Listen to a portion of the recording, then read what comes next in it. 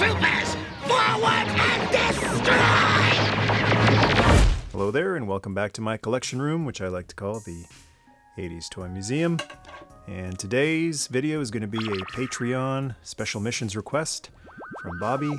Thank you so much for all your support on Patreon, Bobby. And Bobby's request is for the 1986 Cobra Battle Android Trooper, the B.A.T.S. What are those things? They look like robots.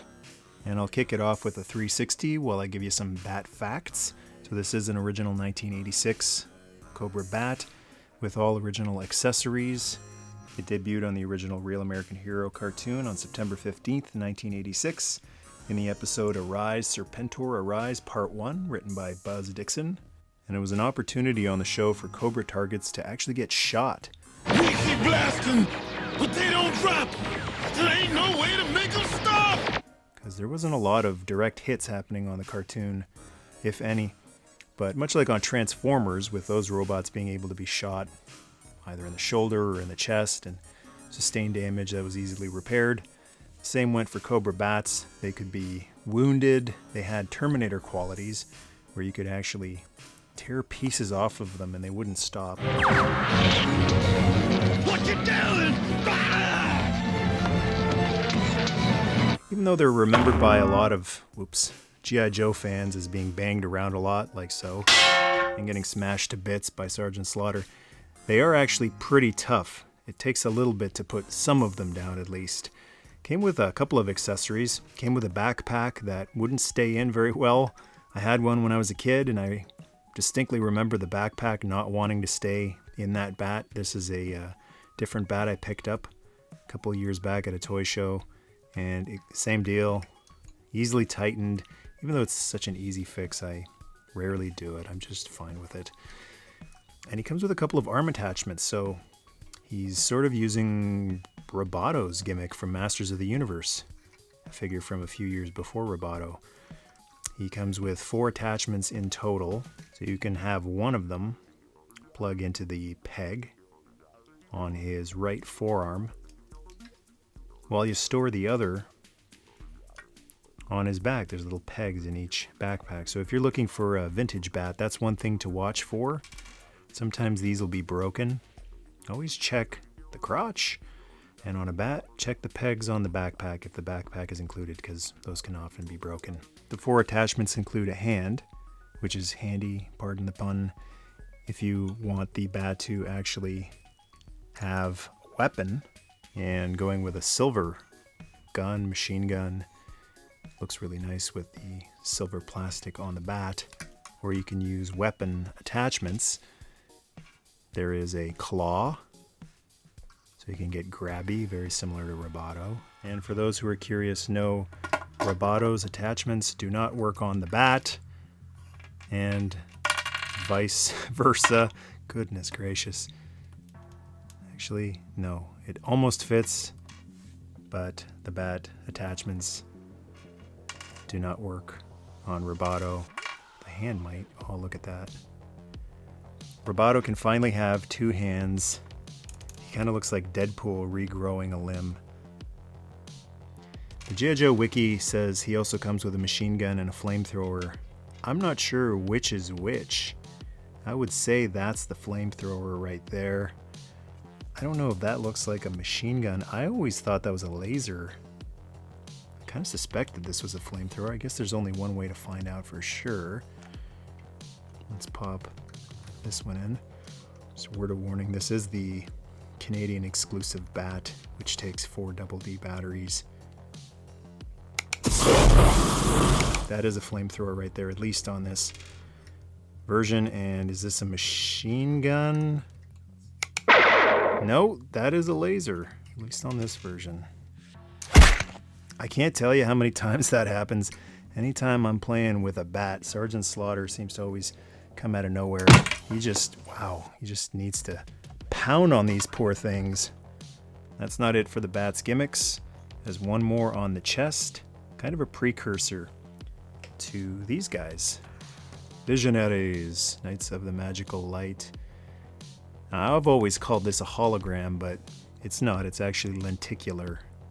When you move it left and right, the image just ever so slightly changes. It's not all that pronounced on the figure.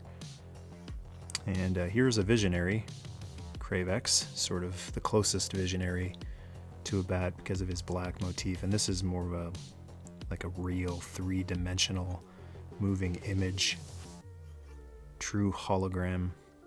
And a little bat fact about that image that you see in there, that was actually designed by Ron Rudat as well as the figure itself, but Ron put together a 10-inch tall model and he used toy airplane parts to do it. So this right here was actually a 10-inch tall model made of parts, and they photographed it in a studio in Dallas. For some reason, I guess we take for granted photography these days. You can do photography anywhere with your phone. But once they got the picture, they were able to mass produce it as a lenticular sticker for your battle android troopers. There is no heart like Roboto on the Cobra Bat, though. They have no heart. And that's pretty much what this thing was designed to be. It's not really an offensive piece of equipment. It's cannon fodder. It's meant to waste the Joe's ammunition as well as time. And it's a little bit more compact than Cobra's previous robotic offering, the snake armor, a little more mobile as well. This thing was very bulky and stocky, couldn't move very well. Both can be remote controlled, although the snake armor can actually have a driver, a pilot. What the hey? There's a robot in this robot. That's kind of redundant. Your robots are nothing more than scrap metal, Skeletor. Robots. There isn't much character to the Bat since they're just mindless drones, but the file card reads, B.A.T.S, Cobra Android Trooper. Bats are the perfect Cobra troopers. They never question orders, complain about the chow, shirk duty, or surrender. They require no leave time, sick pay, or benefits of any kind, and they are cheap and easy to replace. On the other hand, bats do not react very well to changes in field conditions, nor do they discriminate between targets. They will shoot at anything that moves, be it friend, foe, or animal.